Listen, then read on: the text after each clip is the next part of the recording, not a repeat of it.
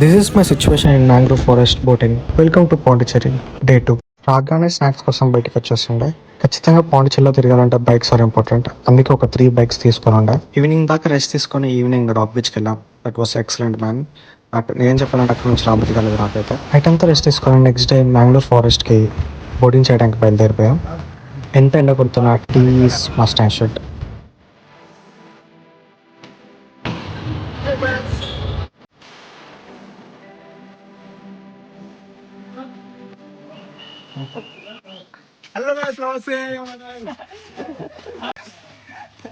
ఈరోజు అయితే మేము మ్యాంగ్రూవ్ ఫారెస్ట్ కి వచ్చాం.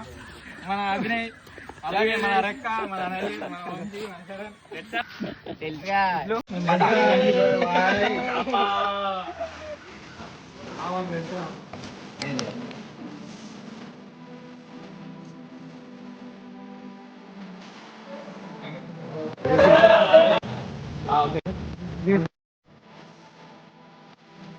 ఫస్ట్ అయితే ఇక్కడ నుంచి చిన్న ఐలాండ్కి తీసుకెళ్తామని చెప్పారు.